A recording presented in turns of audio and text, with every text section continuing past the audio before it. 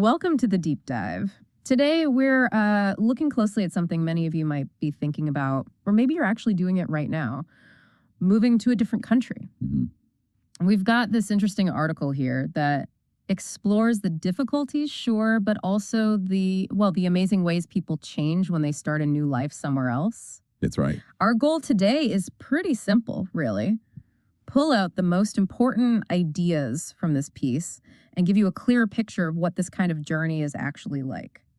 Yeah, because it's definitely more than just, the exciting idea of living somewhere new. It's about the real day-to-day stuff. It's challenges. Exactly. The challenges, the small victories, and often the huge personal growth that comes with making such a big move.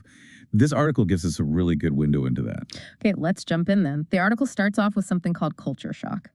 I think we all kind of get the basics, different food, maybe a language barrier. Right. But it sounds like it's much deeper than that. It definitely is. The article, it does a good job explaining the culture shock isn't just those surface level things. Okay. It digs into the more subtle stuff too, like social norms, how people interact, what passes for humor, core values, even just the pace of life. These things, these less obvious differences can often be the hardest to adjust to. Right. And it gives a great example. Someone moving from Brazil, typically very warm, informal interactions. Very relational. To Germany, where things can be a bit more reserved, maybe more structured. Yeah. And the article points out how that shift, it can initially make someone feel pretty isolated. Which, that makes total sense. Why do you think those subtle things hit so hard? Well, what's interesting is that these subtle rules, they're often completely unconscious, aren't they? We don't even think about them in our own culture. True. So when you land somewhere with different unspoken rules about, say, personal space or how you greet someone or how direct you should be, it can feel like you're constantly getting it wrong. Even if you don't know why you're getting it wrong.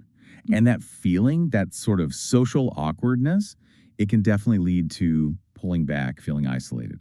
The article then mentions stages people go through. There's this honeymoon phase. At first sounds nice, everything's new, exciting. Yeah, the tourist goggles phase. Right. But then reality kind of bites and you might start feeling, inadequate or just really miss home. That seems pretty standard. Oh, absolutely. That initial buzz, it can mask the adjustments you actually need to make.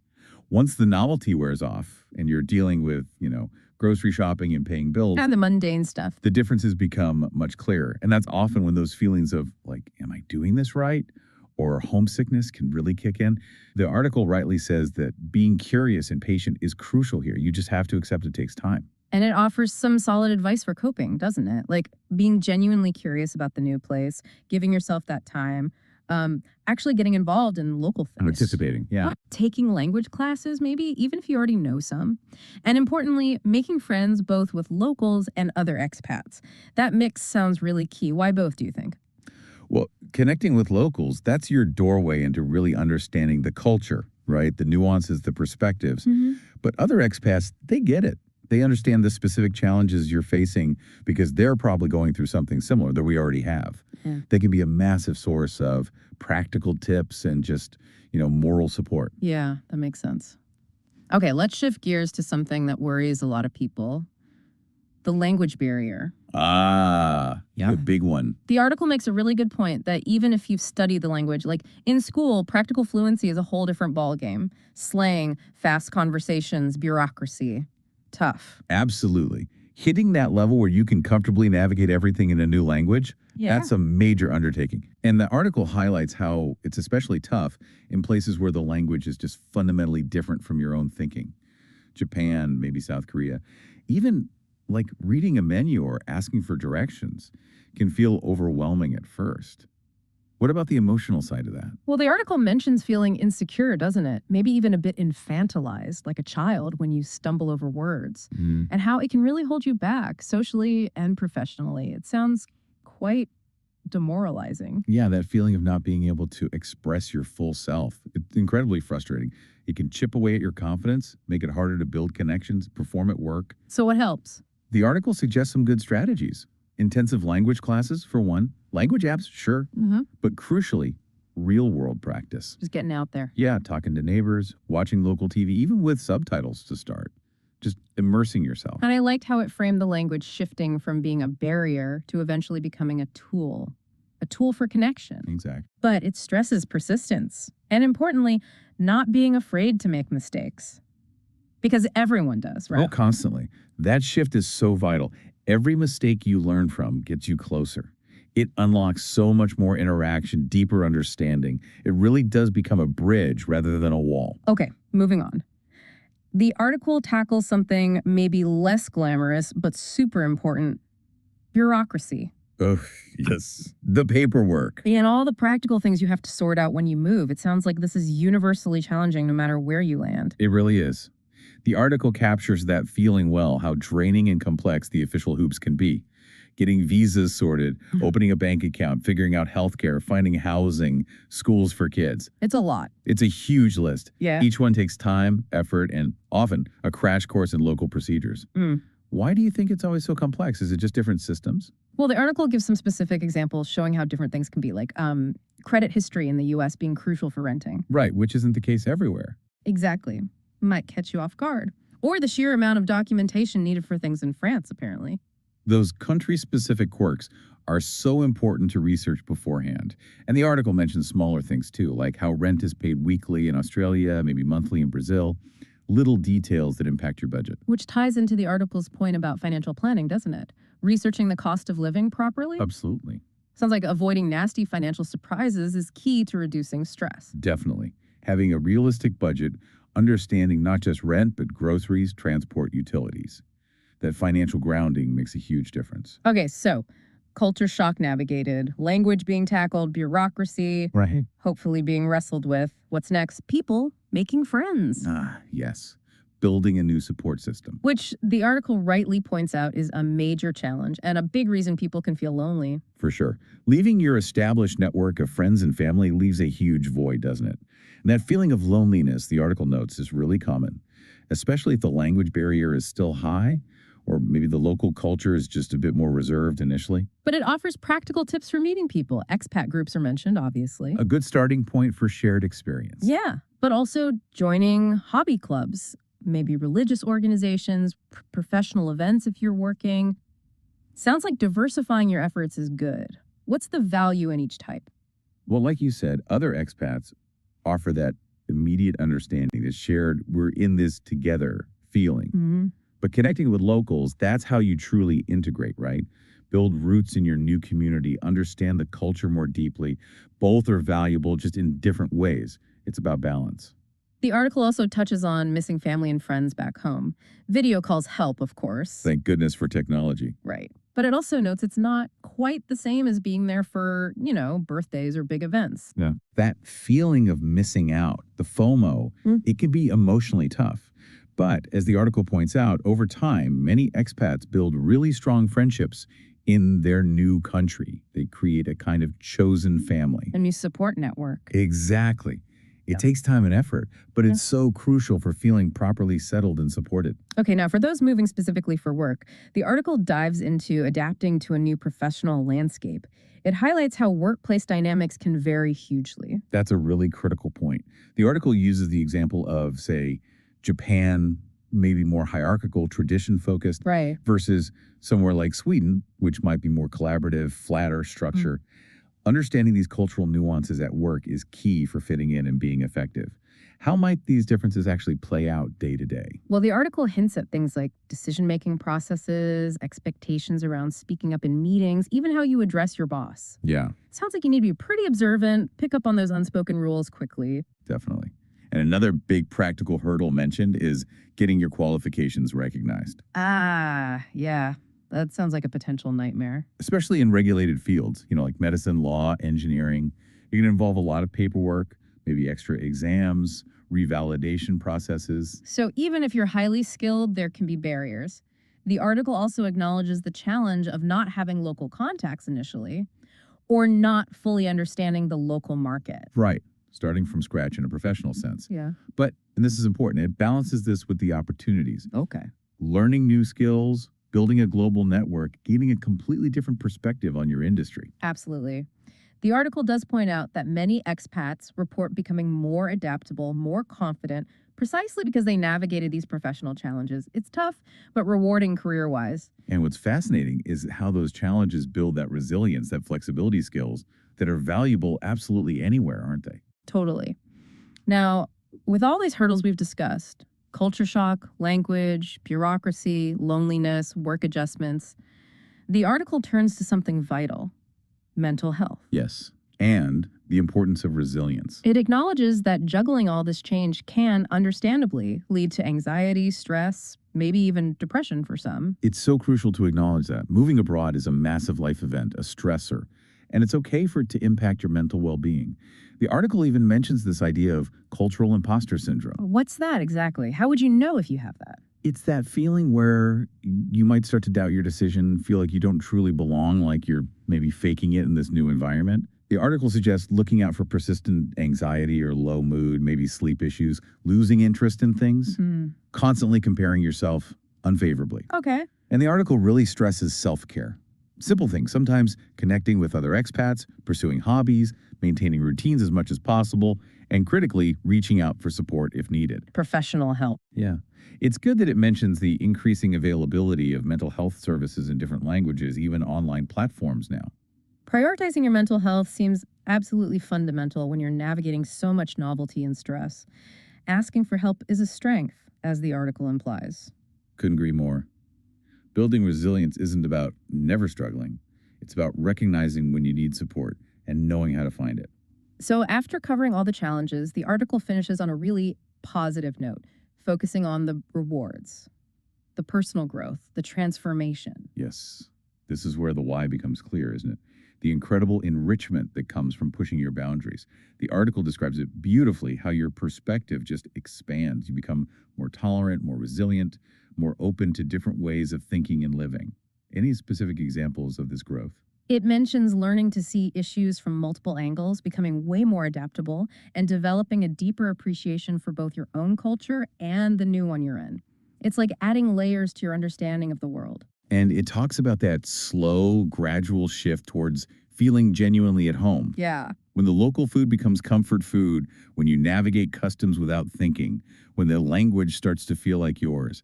That sounds like a really profound moment. It does, a real transformation. The article sums it up by saying that adapting to a new country often leads to discovering new facets of yourself, boosting your confidence and versatility. You expand your sense of self, essentially. Exactly. It's that realization, wow, I navigated this. I built a life here. That's incredibly empowering. So wrapping this up, the article paints a picture of moving abroad as, yes, definitely challenging, but ultimately potentially an incredibly enriching adventure. Precisely. It's a strong reminder that it takes courage, it takes patience, and a real willingness to step outside your comfort zone.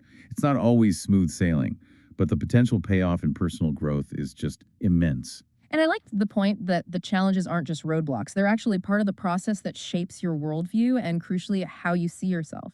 And maybe the final takeaway, the core idea from the article, is that adaptation eventually leads to belonging, that a place that once felt foreign can, with time and effort, truly become home.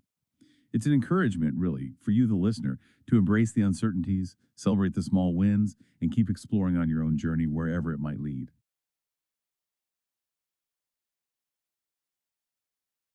Hey, you ever stop and think about how connected everything is now? Oh, absolutely. It's kind of amazing, isn't it? Yeah. The internet travels way easier, businesses everywhere. Mm-hmm. It's this like huge global network. Totally. But just being connected, Yeah. that doesn't always mean we're, really navigating it well. That's a really good point. There's a difference. Okay, let's unpack this. Yeah. Because today we're diving into something pretty fundamental for really getting around in this interconnected world. Which is Learning a second language. We've got this really insightful article here.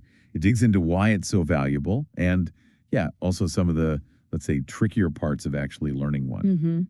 the hurdles. Exactly. So our goal today, pull out the best bits from this article, figure out why adding another language to your toolkit can be like a total game changer, professionally and personally. That's good. And the article kicks off strong, saying that knowing another language, well, it isn't just a nice to have anymore. Right. For a lot of jobs, it's actually becoming essential. Yeah, the article really hammers that home. It gives you a real competitive edge. Definitely. Think about those big multinational companies or international organizations. They're basically crying out for people who can bridge those language gaps. What's fascinating here is how the article links specific languages to actual career paths.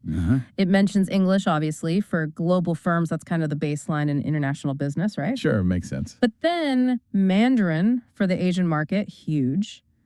And Spanish, for connecting with Latin America, Spain. And these aren't just random examples. They reflect like real economic shifts. Exactly.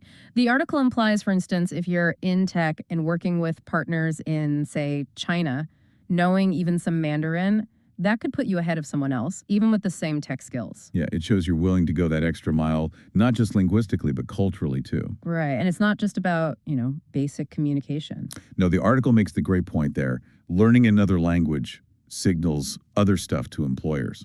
Like, discipline. You had to stick with it. Good learning skills. And maybe even being more culturally aware. So putting in that effort, it pays off in more ways than one. Yeah. It suggests it's a smart career move, basically. Pretty much. Absolutely. And then moving beyond the office, the article talks beautifully about how it just opens up entire cultures. Yeah. Gives you a whole different way of seeing the world. Okay, here's where it gets really interesting for me. The examples the article uses are just perfect. Yeah. Like what? Like really getting the lyrics to a salsa song in Spanish, feeling that emotion directly. Instead of just reading a translation. Exactly. Or understanding those core Japanese values like respect and harmony through the language itself. It's deeper than just words. It's like getting an insider's view. Yeah, like a secret key. Precisely. And that lets you connect with people differently. The article touches on this, like if you speak Italian and go to Italy. You're not just another tourist. Exactly. You can have real chats, get the local jokes, actually be part of things. That sounds amazing. It builds empathy, right? Helps break down those walls, those misunderstandings. You could end up with really meaningful friendships you wouldn't have otherwise. Imagine discussing, a Fellini film with someone in Italian. Wow. Totally different experience. Completely. And I loved the point it made about fighting stereotypes. How so? Well, when you understand how people express themselves, their feelings, their priorities, their humor, it's just much harder to buy into those simple, often wrong stereotypes. Yeah, it forces you to see the complexity, the humanity. It pushes you towards a more open mind, which, let's face it, we need more of. We really do. And if we connect this to the bigger picture, the article gets into the cognitive stuff, the brain benefits. Oh, yeah. That part was fascinating. It really is. There's solid science now showing bilingualism is genuinely good for your brain. The article mentioned things like better memory. Yeah. Sharper focus. Right. And even improved problem-solving skills. Yeah. Apparently, switching between languages gives your brain a workout, strengthens those executive functions, planning, decision-making. Like mental gymnastics? Kind of. What's fascinating here is this concept, neuroplasticity. The brain changing and adapting. Exactly. Learning a language keeps it active, engaged, like a targeted exercise for your brain. And doesn't the article mention something about Alzheimer's? It did. Yeah. A study in neurology suggested bilingual people might show symptoms of Alzheimer's later than monolingual people. That's a pretty significant potential benefit, right? Building cognitive reserve. Wow. Okay, so brain benefits, check. Yeah. But the article also talked about personal growth, didn't it? It did. Which makes sense. Learning a language isn't easy. It takes time, effort. Patience. Definitely patience. Perseverance, too. You stumble, you get back up.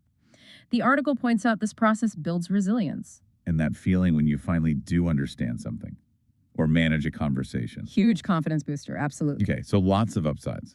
But the article is realistic, too. It talks about the challenges. Which is important. It acknowledges that initial insecurity, that fear of making mistakes. Oh, yeah. That's huge for beginners, isn't it? The fear of sounding silly. Very common. And then there's the perceived complexity. Some languages just look daunting. Different writing systems, tricky grammar. Yeah, can feel overwhelming. And the practical stuff, too. Finding the time, right? Consistency is key, but life gets busy. Tell me about it. Plus, the lack of immersion. It's just harder if you're not constantly surrounded by the language. So what does this all mean for someone, facing those hurdles? Does the article offer hope? Thankfully, yes. It gives some really practical strategies. Good. Like what? Well, it really pushes active immersion, even if you can't, move abroad. So watching movies, TV shows. In the original language, yeah. listening to podcasts, reading articles or books, just surrounding yourself with the sounds and structures helps you absorb things more naturally. And regular practice, even short bursts. Exactly. Consistency over quantity, maybe. The article mentions apps too: Duolingo, Babbel, Anki for vocab, Tandem, HelloTalk for connecting with people. Lots of tools out there now. Right, there's something for everyone, probably. This raises an important question for you listening, right? What's your best learning style? What fits your schedule and preferences? Because the article also stresses real interaction. Talking to actual people. Yes. Language exchange partners, online or in person. It's one thing to learn words from an app, quite another to use them, spontaneously in a conversation. That's where it really sticks. And accepting mistakes. I like that part. So crucial. The article basically says, get over it. Errors are part of learning. Native speakers usually just appreciate the effort. Yeah, totally. And setting small goals. Helps keep you motivated. See the progress you're making step by step. Makes sense. Absolutely. Then the article circles back a bit, talking about how all this enriches your personal life, your social life.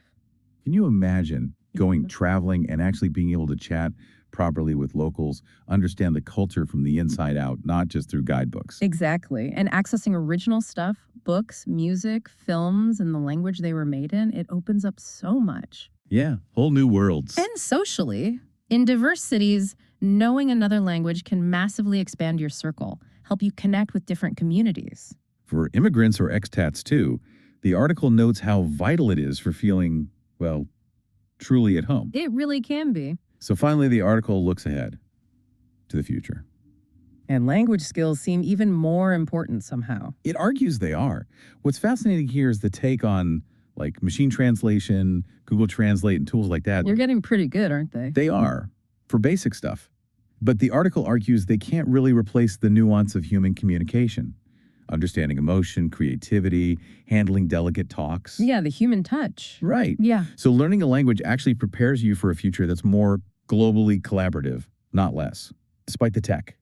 Interesting perspective. Okay, so wrapping this up, this deep dive, it's really highlighted quite a few key things. Yeah. The clear career boosts, the amazing cultural enrichment, those surprising brain benefits, and crucially, those practical ways to actually tackle the learning process, the challenges. Yeah. And I think ultimately the article really frames language learning, not just as acquiring a skill, but as a journey. A journey of self-discovery, really, and connection. Totally. So here's a thought to leave you with. Think about one specific benefit we discussed today. Just one. Which one resonates most with you? Getting that better job, connecting with a culture, boosting your brain power. Right. And once you have that, what's one tiny manageable step you could take? Maybe today, maybe this week, just to start moving towards learning that language. Yeah, what's that first small step? So what does this all mean for you?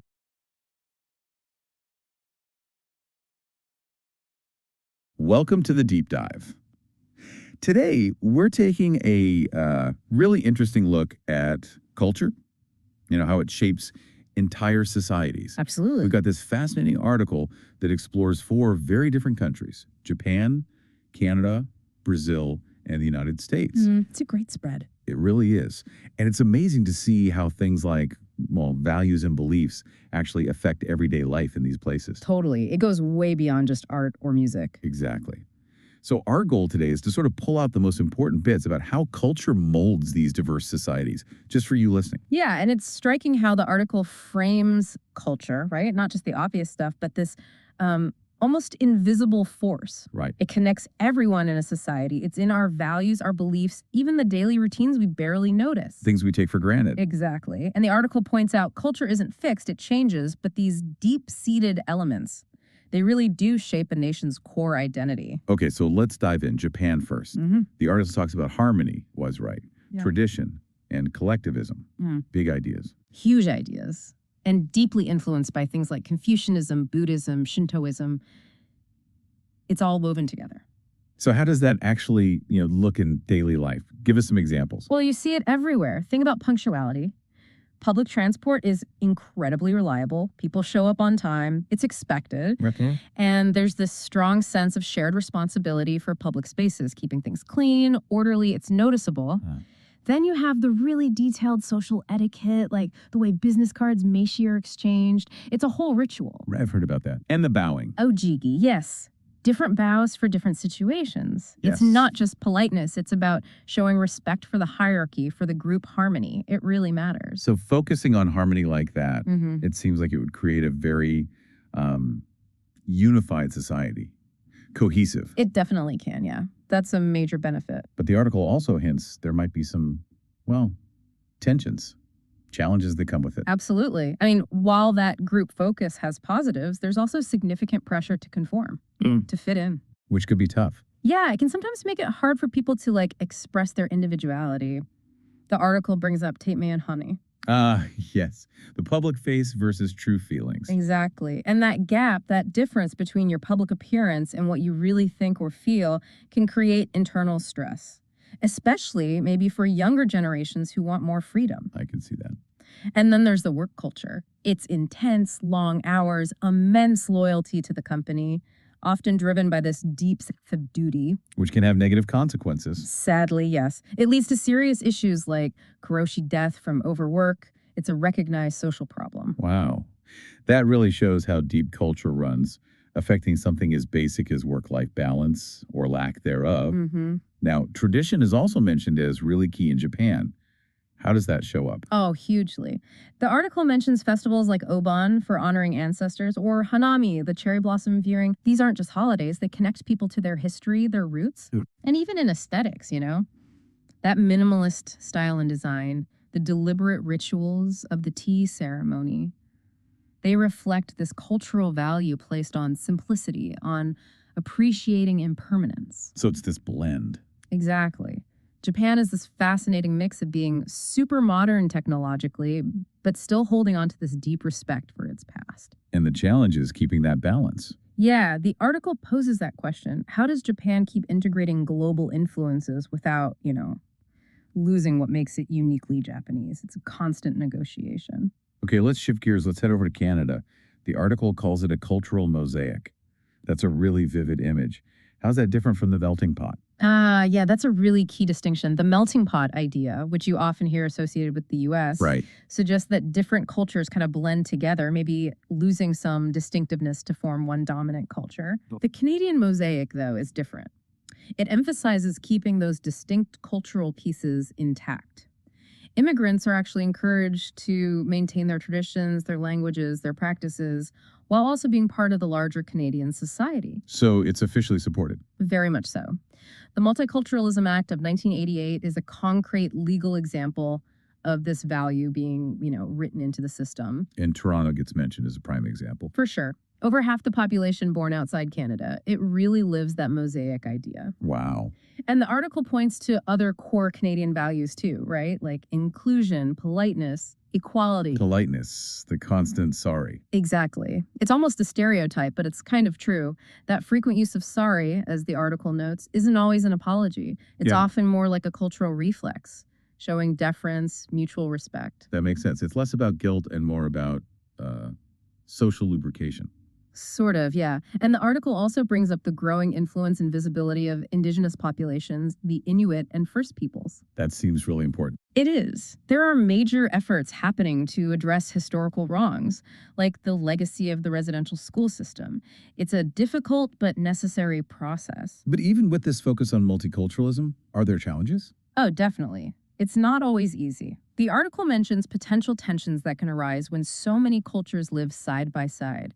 Issues around, say, immigration levels or political representation for different groups. And defining what it means to be Canadian. That too. There's this ongoing conversation, sometimes a debate about Canadian identity. And yeah, sometimes it feels like it's defined partly by not being American, by being distinct from the U.S. Interesting dynamic. But overall, that culture of inclusion is powerful. It positions Canada as this, kind of global model, or at least an ongoing experiment in managing diversity. Okay, let's travel south now. Brazil.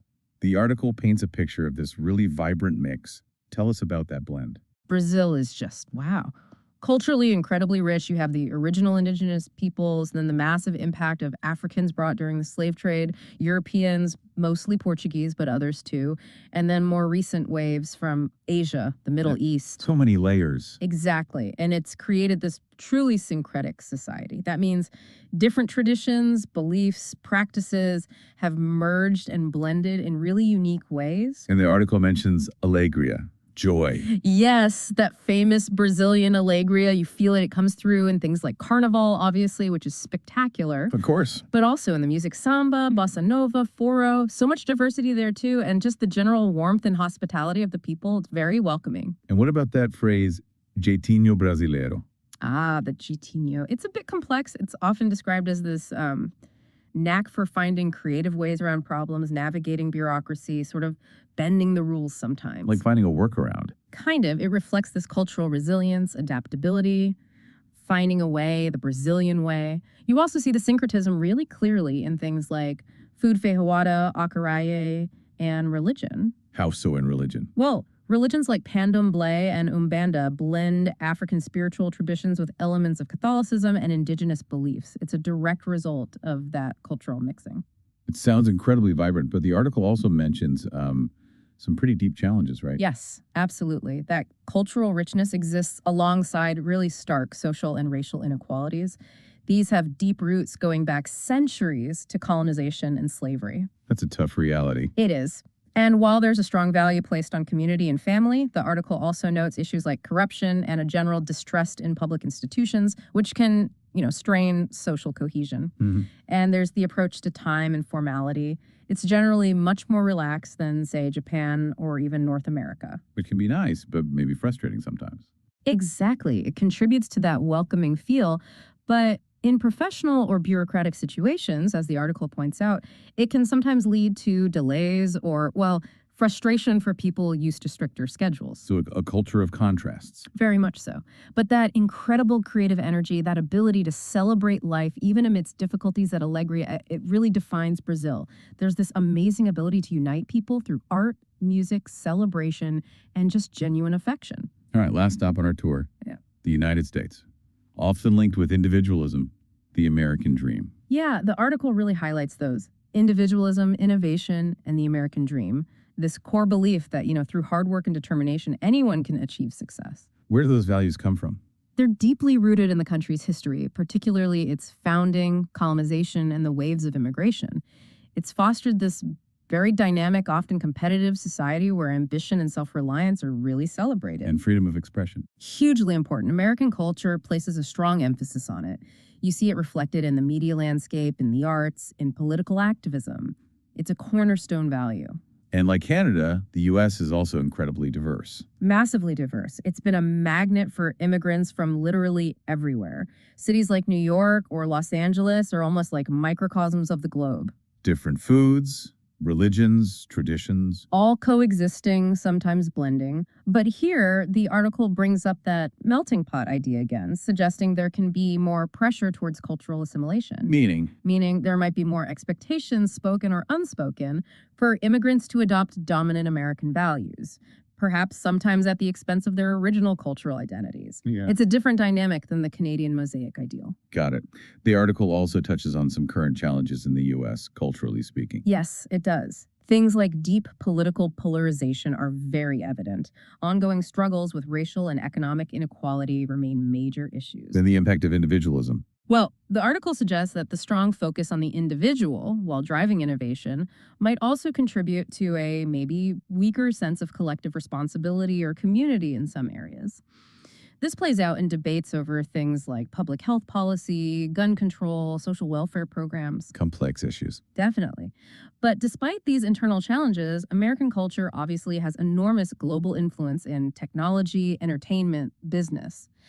That entrepreneurial spirit continues to attract people from all over the world chasing their own version of that American dream. Okay, so we've looked at these four really distinct cultures, but the article brings up a common thread, a shared challenge: globalization. That's a really crucial point. All four countries, despite their differences, are grappling with how to balance preserving their unique cultural identity with integrating these, external global influences. How does that play out specifically?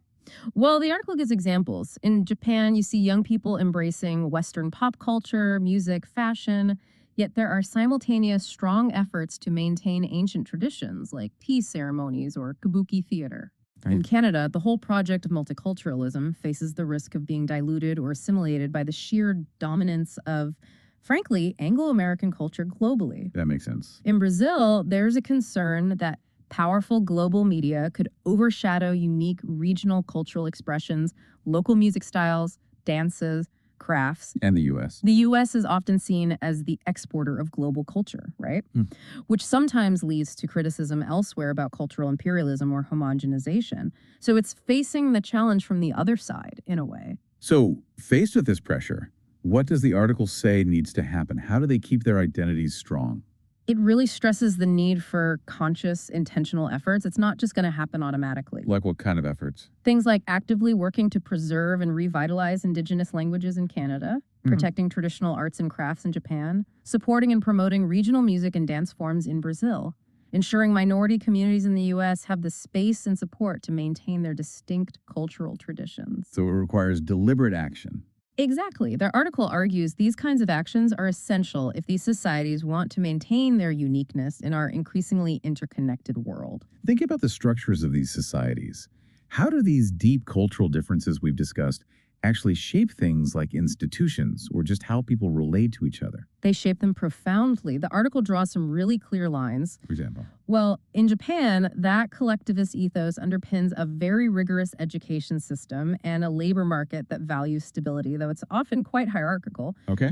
In Canada, that commitment to multiculturalism directly informs policies on immigration, education, making them purposefully inclusive. Right. Brazil's culture, that mix of syncretism and resilience, helps sustain a society with strong community bonds, even amidst significant inequality. And in the US, that powerful individualism fuels innovation and entrepreneurialism, but it also drives those ongoing, often contentious debates about inequality and access to opportunity. And just on a personal level, how we interact. Big differences there, too. The article contrasts the sort of default formality you might find in many Japanese interactions with the characteristic informality in Brazil. Yeah. Or compare the famous Canadian politeness with a sometimes more direct, assertive communication style common in the U.S. And that affects everything. Pretty much. Yeah. From business negotiations to how people handle conflict to how they celebrate holidays or family events.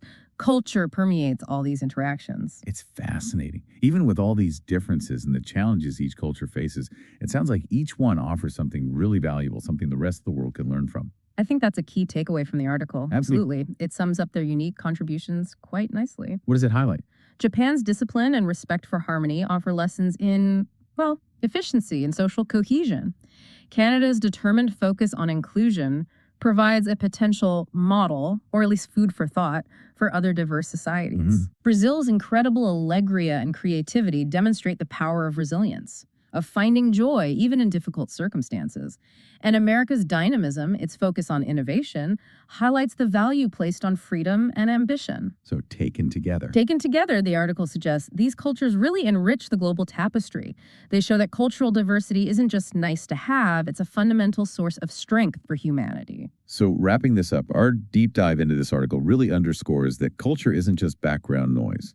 It's foundational. It shapes a society's character, its values, how people act, what they dream of. Absolutely. It's the bedrock. We've seen how the distinct cultures of Japan, Canada, Brazil, and the U.S. have forged societies with unique strengths, yes, but also their own particular challenges. And yet, also a shared ability to adapt and evolve.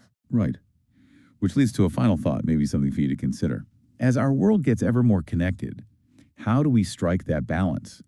How do we preserve the vital essence of our own cultural identities while also staying open, embracing influences, and learning from others? Yeah. How can that interplay lead us towards societies that are, richer, more inclusive, maybe even more vibrant? It's the big question, isn't it? It really is. It makes you think about how culture is always in motion, always evolving, and how profoundly it shapes who we are and maybe even who we're becoming.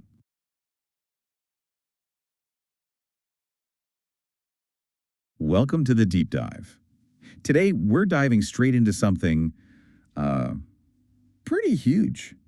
How incredibly fast technology has been evolving, particularly now, in the 2020s. Yeah, it's definitely a hot topic. We've got this really interesting article that breaks down this acceleration across so many different fields. It does. It's quite comprehensive. So our mission today is to really get a handle on what's driving this unprecedented growth and maybe what it all means for us. Sounds good. It's certainly a period of massive change. Right. This decade has just been a whirlwind. Yeah. So let's jump in.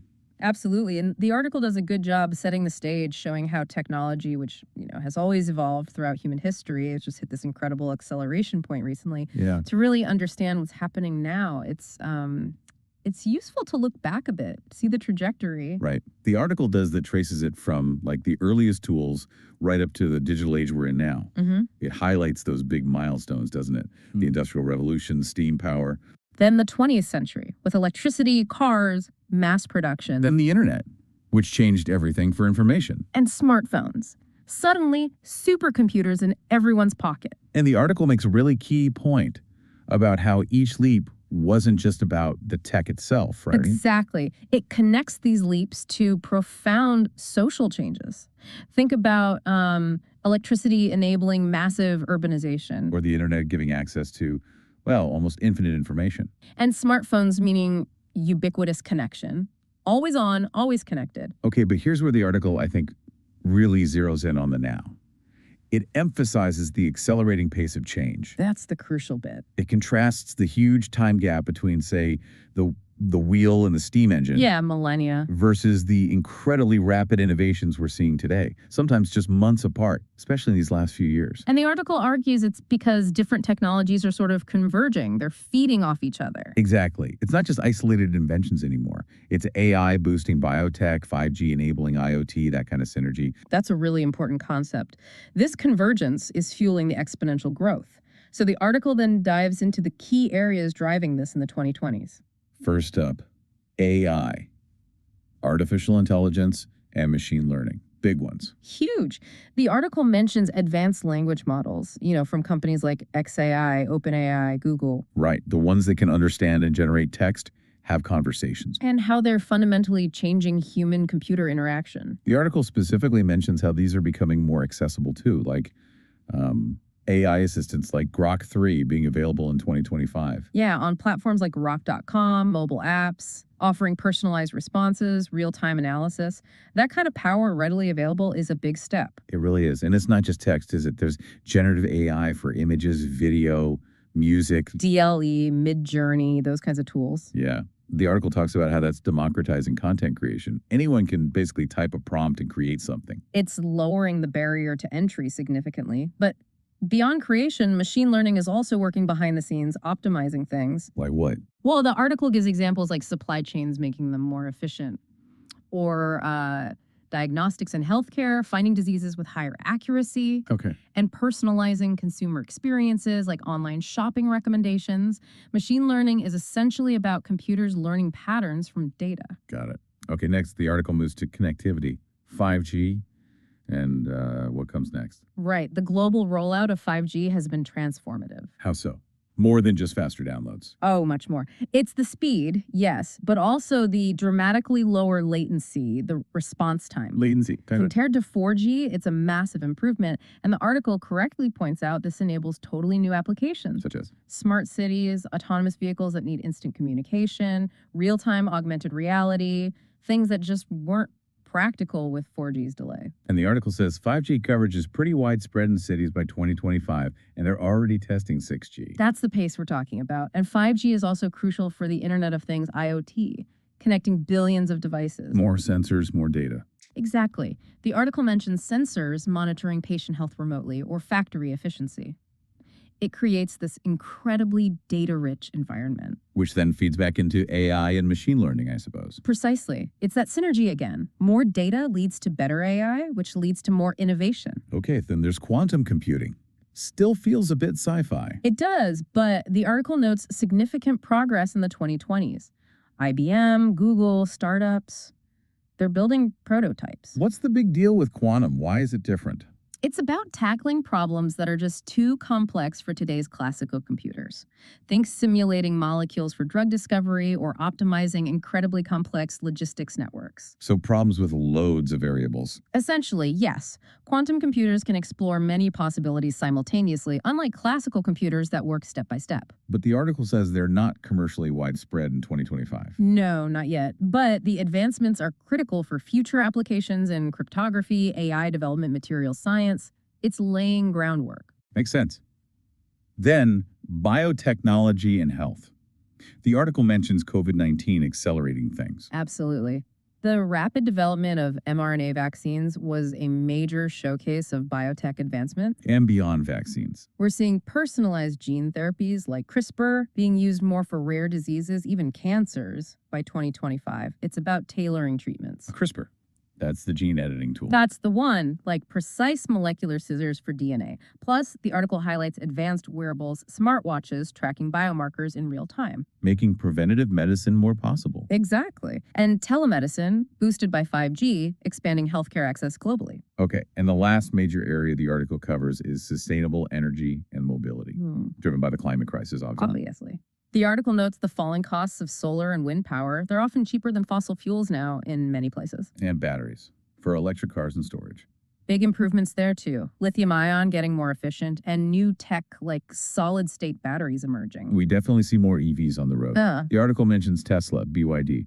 Yeah, they're leading the charge.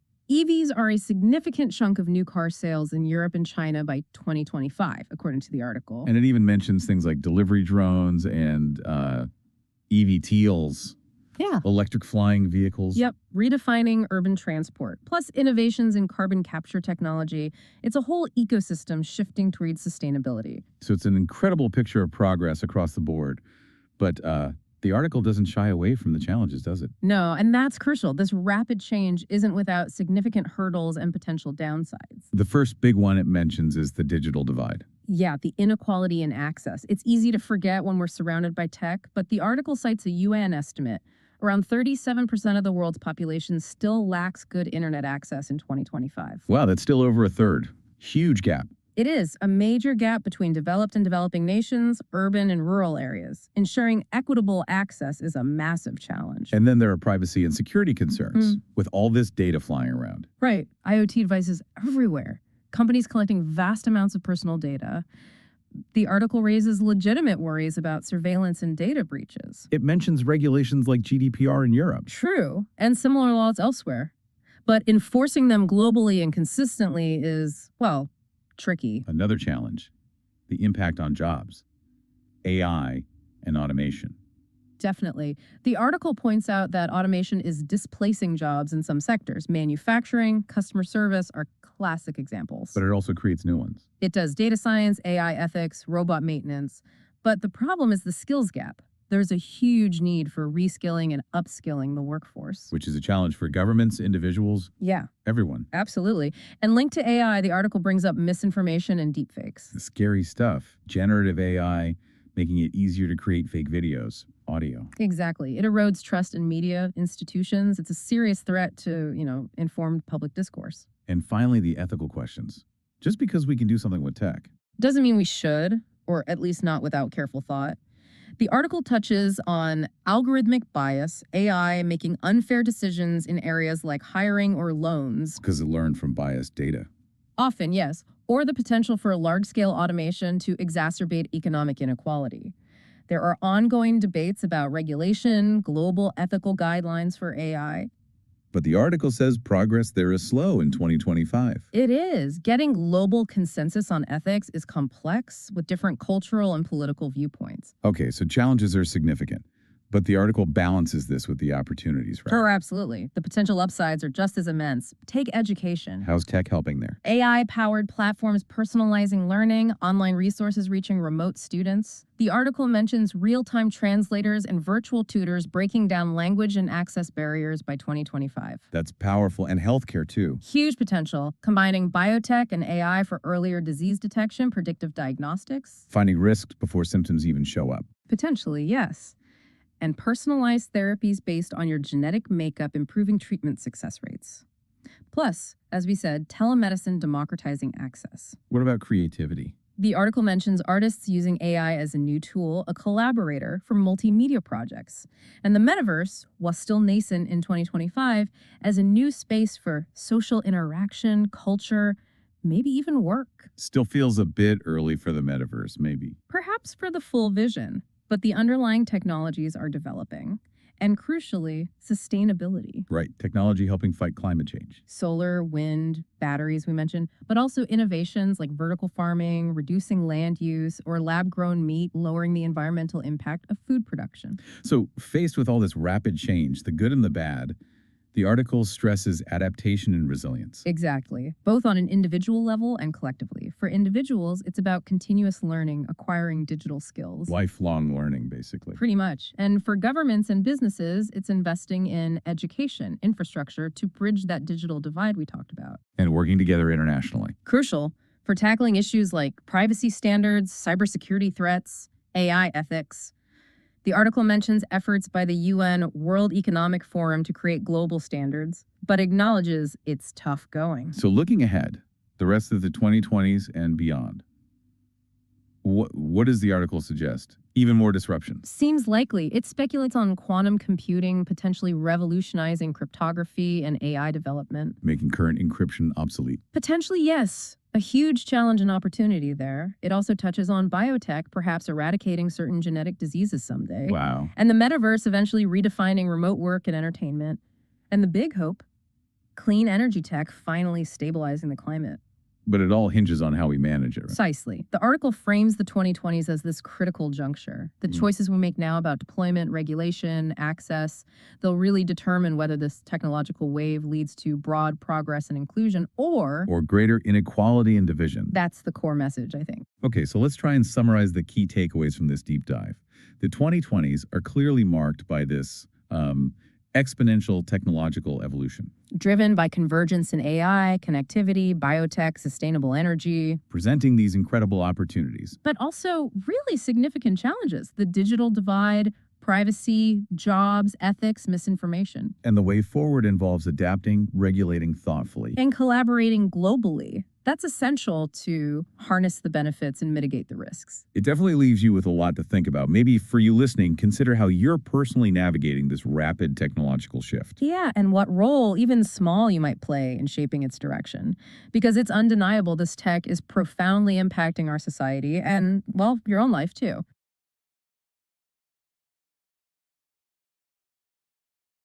Isn't it incredible when you just stop and think about the sheer variety of breathtaking places our planet holds? It really is. You know, from towering icy peaks to, well, living underwater cities.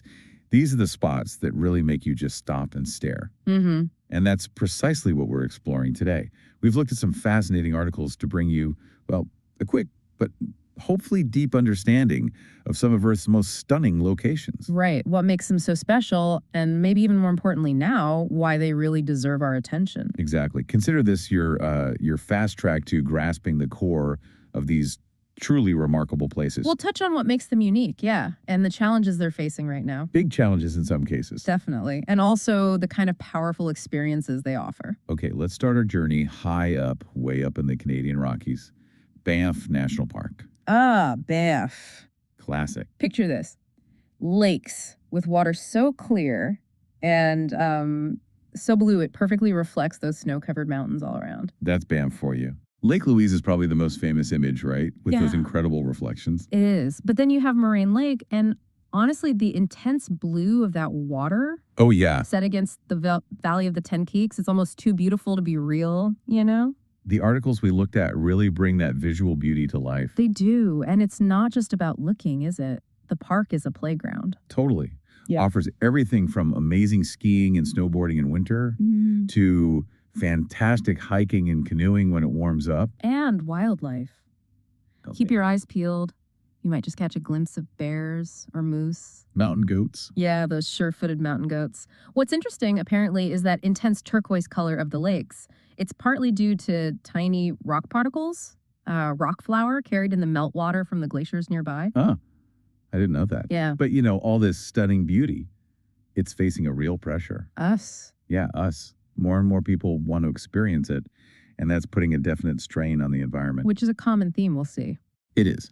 It's good to see that in 2025, Banff is starting to put in place some pretty significant steps, like limiting the number of vehicles. Right. And running education programs trying to reduce our impact.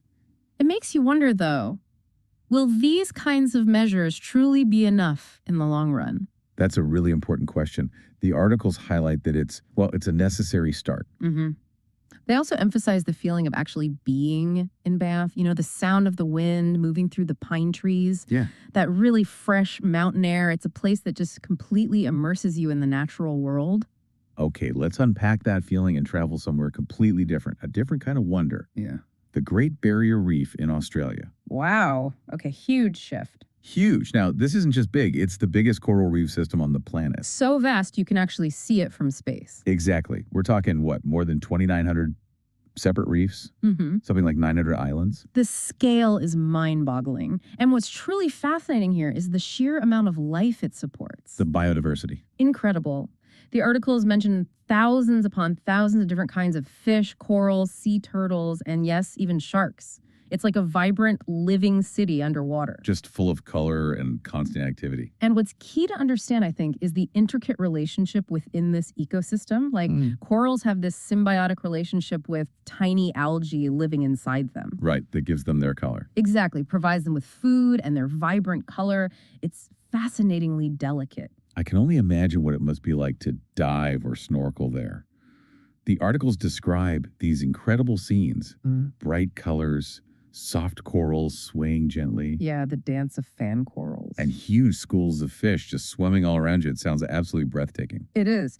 But the articles also don't shy away from the very serious dangers facing the reef right now. No, they don't. Global warming is causing the oceans to warm up significantly, and they're also becoming more acidic. That's the process where the ocean absorbs too much carbon dioxide from the atmosphere, right? Precisely.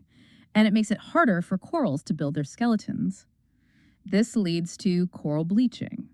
Which we've seen a lot of recently. Yeah, there have been some very severe bleaching events in the 2020s. There are efforts underway in 2025 to help, like trying to grow new corals, restoration projects, reducing pollution. But it feels like a plaster on a bigger wound. Well, the articles are clear. The long-term survival of the reef really depends on global action on climate change. It's unavoidable. It's such a stark reminder of the impact we're having, isn't it? Mm-hmm. The articles talk about how visiting the reef can be a truly transformative experience, just floating above this incredible living system. But that wonder comes with a real sense of responsibility. Yeah, needing to protect it. It makes you think about what individual actions can actually make a difference, It certainly does. Okay, let's shift gears again dramatically. Let's journey to Machu Picchu in Peru. Ah, the lost city of the Incas. Just the name itself feels mysterious, doesn't it? It really does. This ancient archaeological site, perched way up in the Andes Mountains.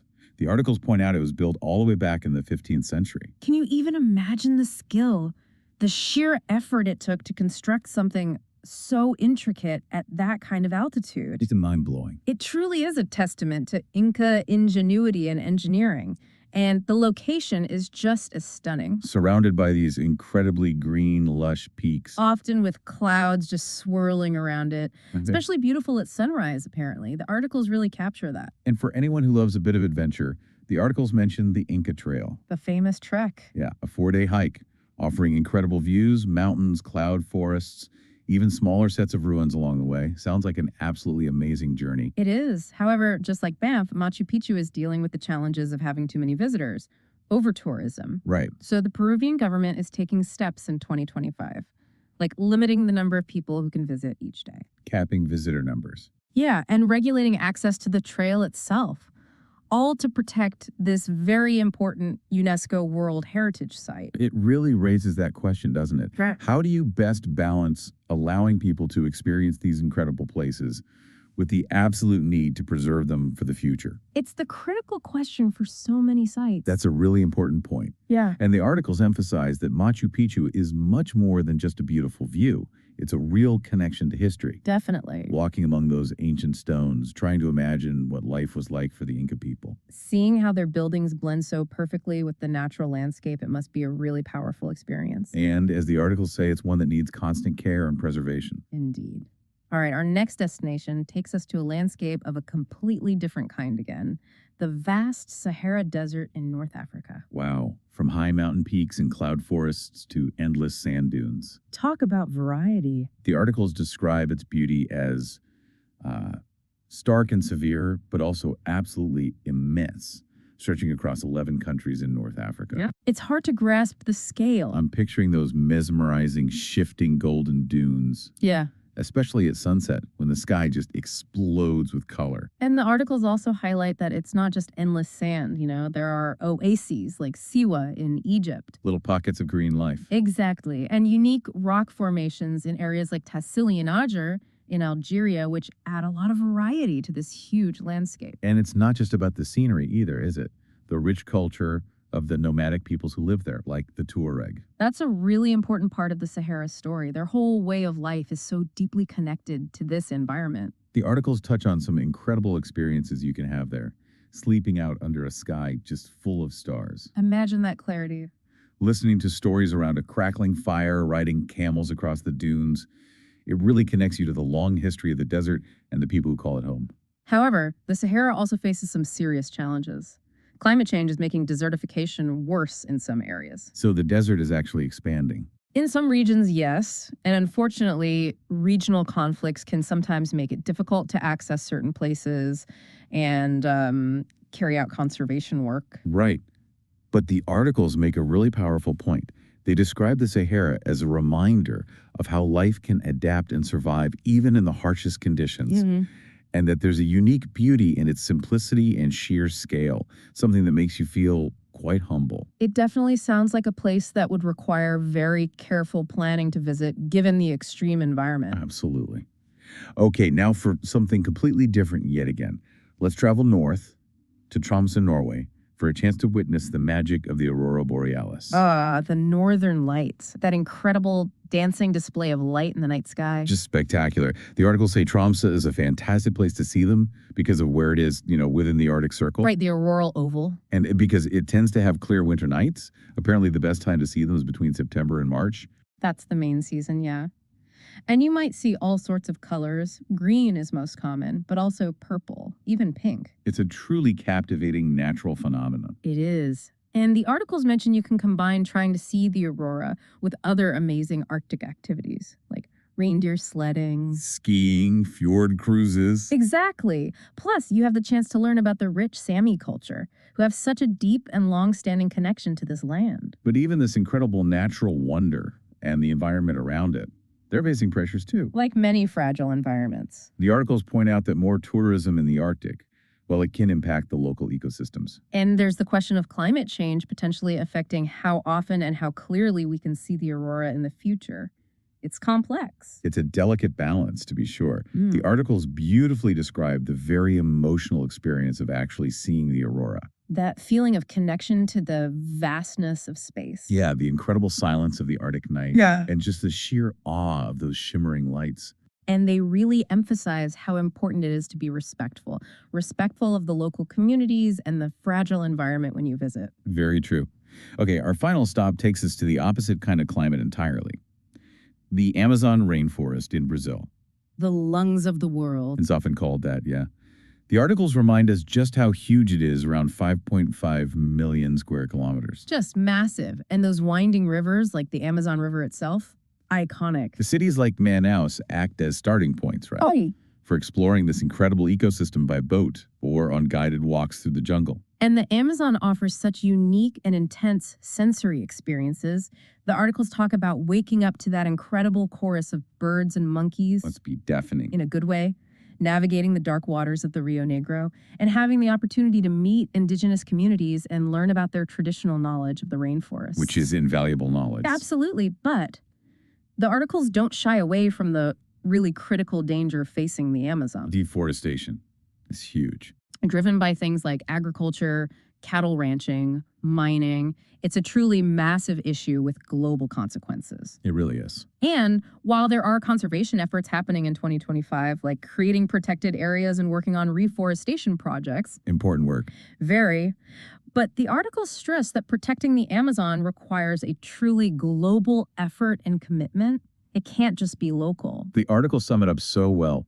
Visiting the Amazon is like stepping right into the heart of life on Earth. The humidity, the constant sounds of the jungle, the sheer scale of it all, it creates this feeling of deep respect, doesn't it? It does, but also a real sense of urgency to protect it. Yeah, it's a place where that incredible natural beauty and our responsibility to the environment are just completely intertwined. So looking at all these incredible places together, Banff, the Reef, Machu Picchu, Sahara, Tromso, Amazon, the articles then bring up those common challenges of preservation that they all face in different ways. We've touched on these throughout our conversation, haven't we? Things like climate change, obviously. A big one. Excessive tourism, over-tourism. And the overuse or exploitation of natural resources. It really highlights how interconnected these issues are across the globe. Exactly. And the articles give us those specific examples again, like how warmer temperatures and ocean acidification are hurting the Great Barrier Reef.